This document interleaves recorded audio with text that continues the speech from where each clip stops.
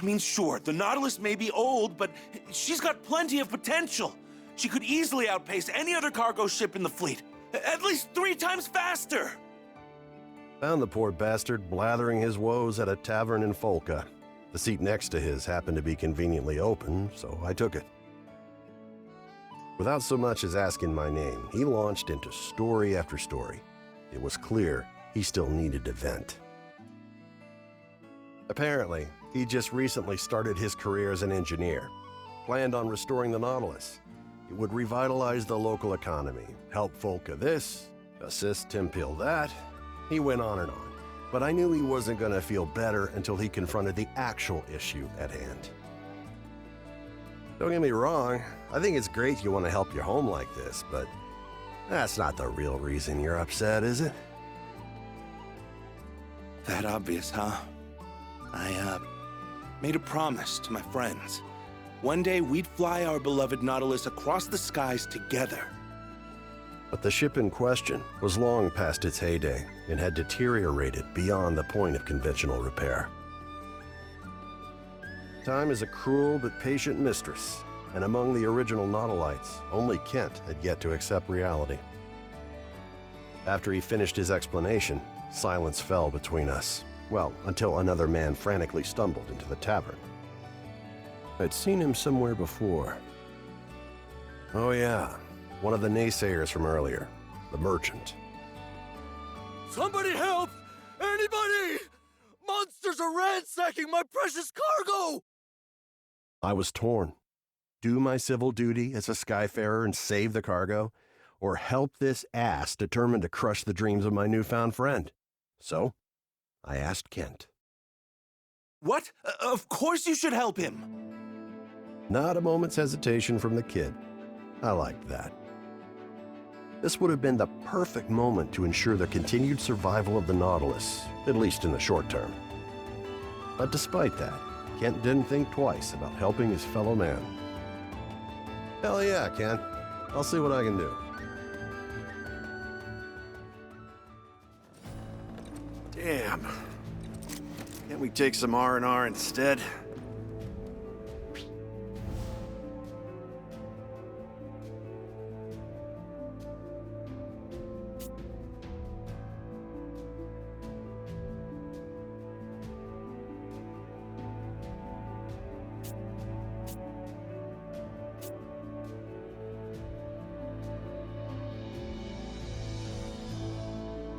According to the merchant, our destination should be around here.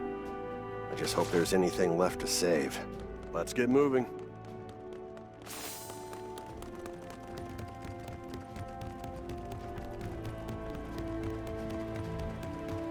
Goblins? The hell are they doing here?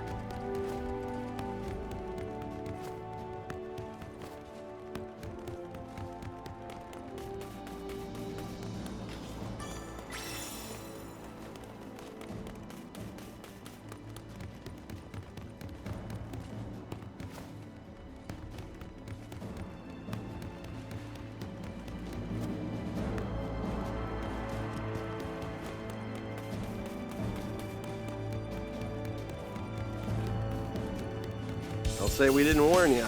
Bring it! Take them out! Go get them! It's go time, baby! Go time! We end it! Bring it! Come on! It's curtains for you! Have at it! That Try all? to keep up! Catch this! Take that! Not bad, if I say so myself. Now then, where were we?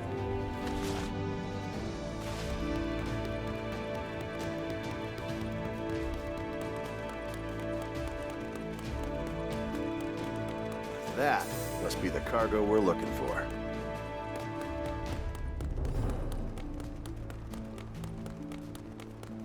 Cargo's safe and sound. Maybe. Looks like it's been rummaged through. Watch out, Rackham! We've got goblins and wyverns on our trail! He'll say more than that to dupe us. Go time! Empty feet! Where you looking? Things are about to get dicey. Just don't let him get close to the cargo. Oh, yeah. Healthy as a horse. Been saving this one. There's still more of them! Stay sharp, everybody! Tell you later.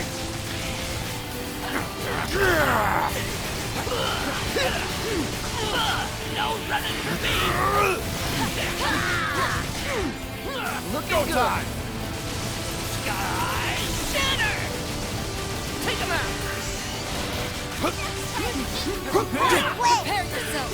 Come on! Try to keep up! That work! Bring it. How's about we end it? Come on. Looking good.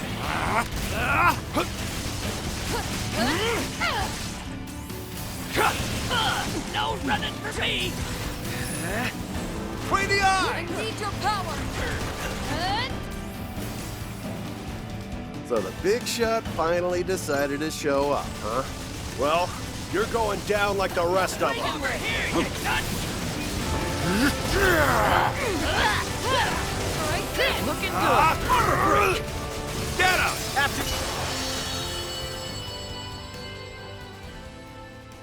You monsters screwed up big time today, because you chose to mess with the best crew to ever cross these skies. Ha! One for the books.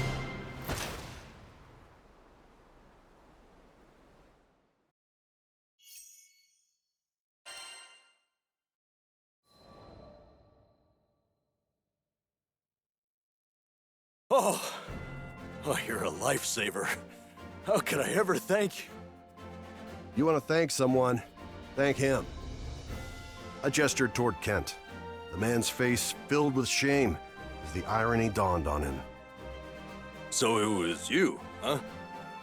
Hey, listen. I'm sorry about earlier. I could have heard you out.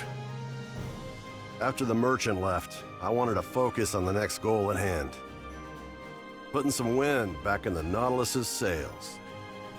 So I proceeded to do some intelligent and, dare I say, brilliant thinking on the topic when Kent asked what I was talking about. Whoops, must have been thinking out loud again. You just wait and see.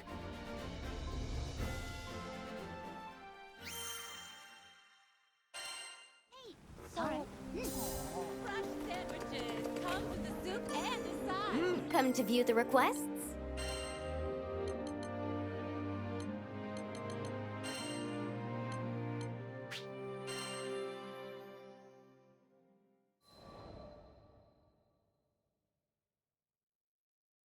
Once upon a time, in a land far away, there was a lone swordsman famed for his two-sword style. He became a legend after fighting over 10,000 battles, and the mere sound of his name struck fear into the hearts of his enemies. Whenever he appeared in town, ne'er-do-wells were said to scramble away like spiders fleeing the light. Prospective fighters began to seek out the swordsman, and thus he gained quite the following of disciples. Amongst them, some were so strong they could crush warships with a single strike. One could do worse when choosing students of the martial arts. So the master abandoned the battlefield for the mountains, where he could train his beloved disciples in peace. There was one disciple who quickly stood leagues above the rest. It took her only a matter of days to master the most complicated techniques. She grew at an astonishing rate into one of the most powerful fighters the master had ever seen. But more impressive than her wits or her aptitude was the strength of her conviction. Every day, the top disciple begged for harder training, and the master was willing to reward her passion with the very depths of his knowledge. And that's why... Oh, skies help me. That's why when the master found out his top disciple had betrayed him, he was filled with anguish. She went rogue, forcing some of the other disciples to do her bidding. Eventually, the master caught up with her, and they fought a deadly battle. When the dust settled, the top disciple's sword arm hung limp and unusable. It was a bittersweet victory, as the Master knew what must come next. He readied his blade, preparing to release her to the afterlife. But he couldn't force himself to make the cut. Not after all he had poured into this girl. Not after failing her so. Thus, he laid down his weapon and promised to live his remaining days in penance and regret. Oh, how our good intentions cloud even the most prescient vision. Having thrown away his name, his blade, and his path, he set out back into the world. But this time, swearing no one would suffer from his tutelage again.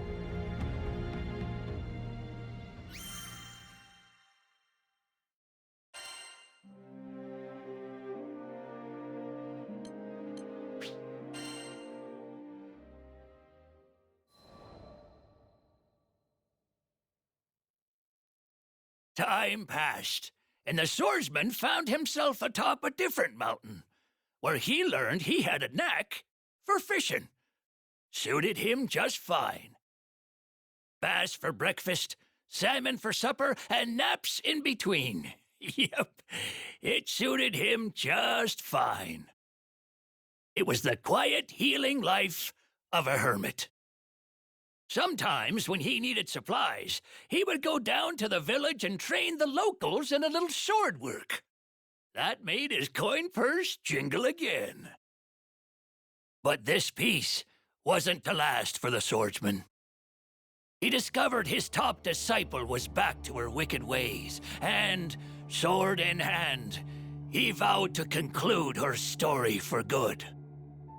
This was his true purpose for traveling with the crew, though the young captain never suspected the little Harvan fisherman was harboring such a dark secret.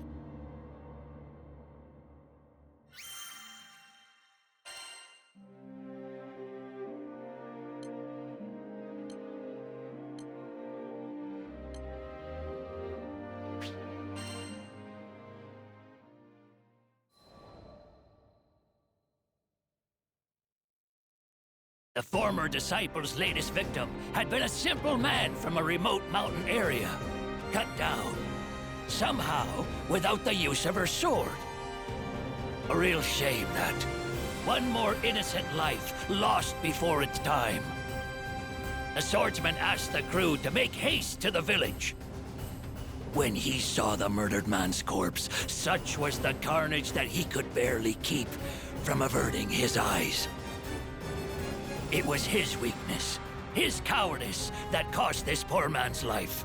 But this time, instead of wallowing in pity, he would don his white uniform of old and atone. He called it his burial garb, and it represented his fearlessness on the battlefield. If he were dressed to meet death face to face, what more could his foes do to intimidate him? Of course, his crewmates tried to reason with him, concerned he might throw his life away to make up for the wrongdoing of another. But the Swordmaster was determined. He had vowed to stop his former disciple, whatever risk that entailed. So, when finally the moment of reckoning had come, the Master gripped his blade, ready to strike down his favored pupil. Before he could do the deed, however, his resolve crumbled. His emotions were too strong, dulling his senses and causing him to lose the match. The Master's former youngest disciple, with his two newest pupils watching from the sidelines, rushed to aid him. Ironically, it was the youngest disciple who struck down the fiend in place of the Master. The swordsman was lost in grief, but his newfound champion told him this was for the best. After all, such an old life deserved the rest of its days to be spent in peace.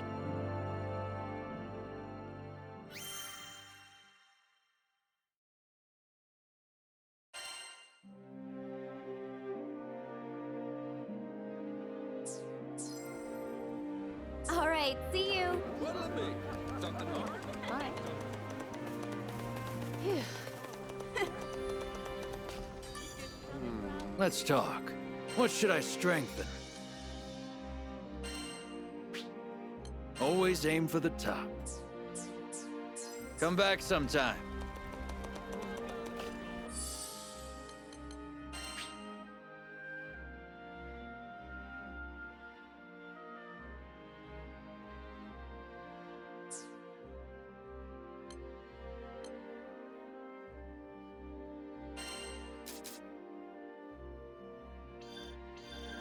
Diligence breeds devotion.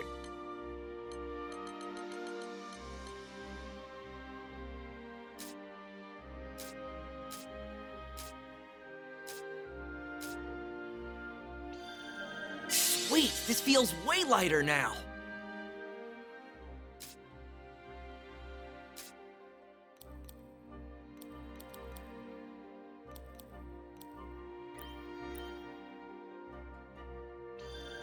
Fish me up a new trick.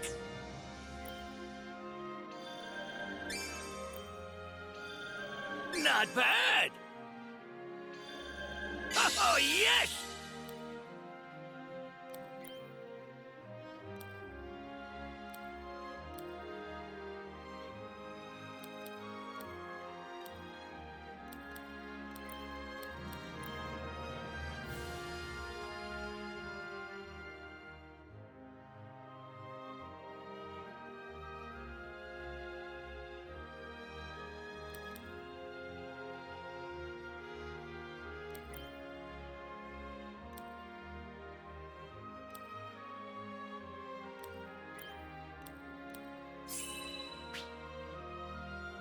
Oh!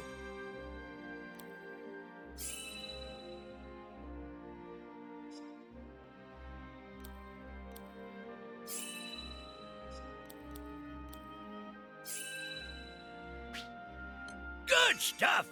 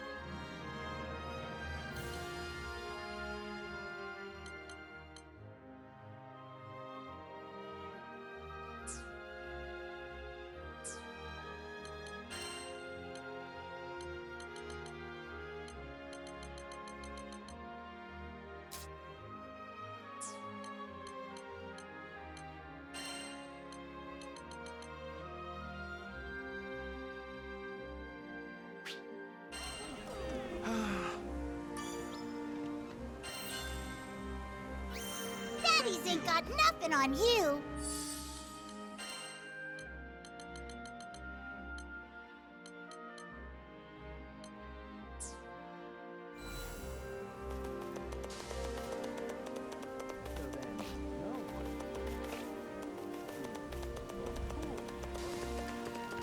Nice.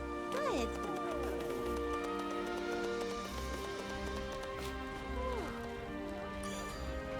Got an order? Want your weapons tempered? Sigil enhancement? Show me. I'll make a decision once I see what you've got. What should I strengthen? I'll unlock its hidden potential. Unlocked!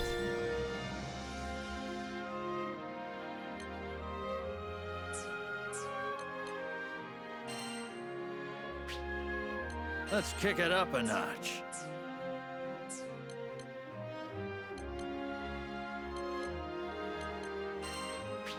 I'll unlock its hidden potential. A complete success. I'll handle it.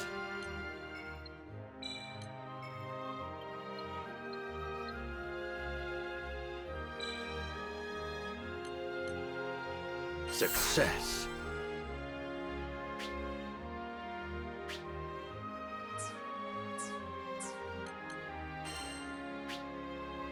I'll handle it.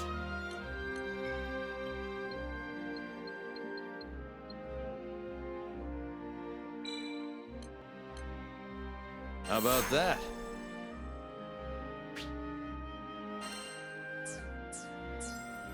Don't forget about upkeep.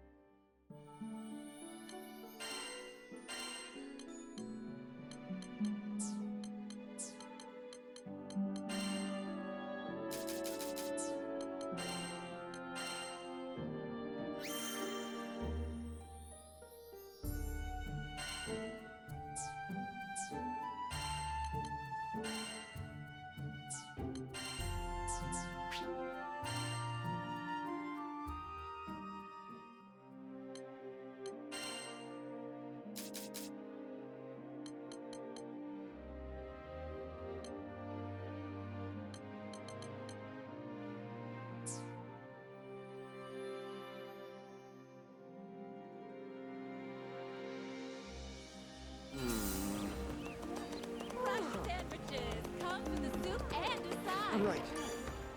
Hello there. Here it is. Would you take this one? It's in your hands now. It's never too early. Enjoy life.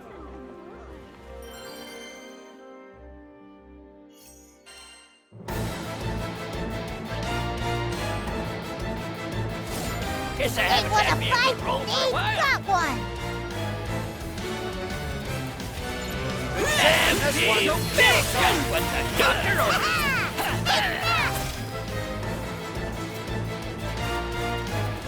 They just keep coming. But we'll show them who's boss. Taste the pain! Catch this!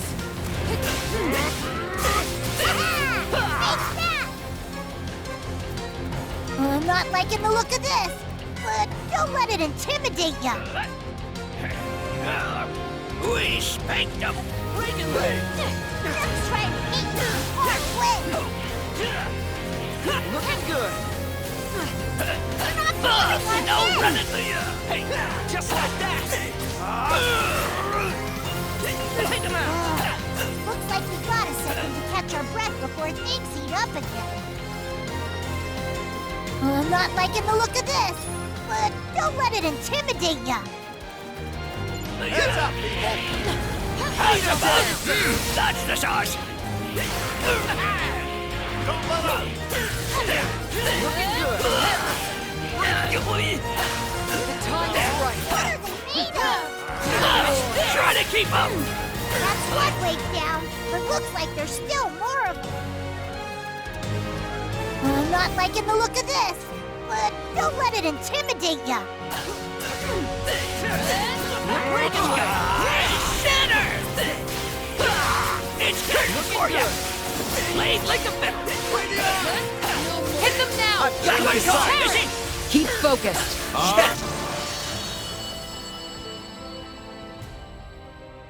And I think that's everything. You were awesome out there.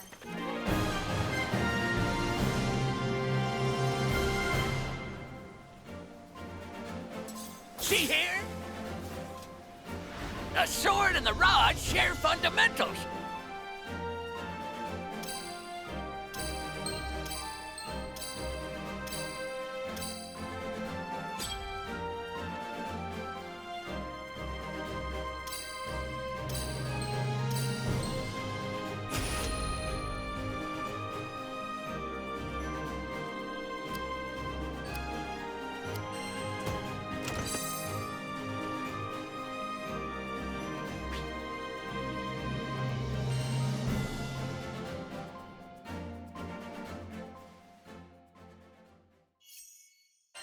Hey, so... Yeah? Is your stomach growling? Then give it what it wants. Right.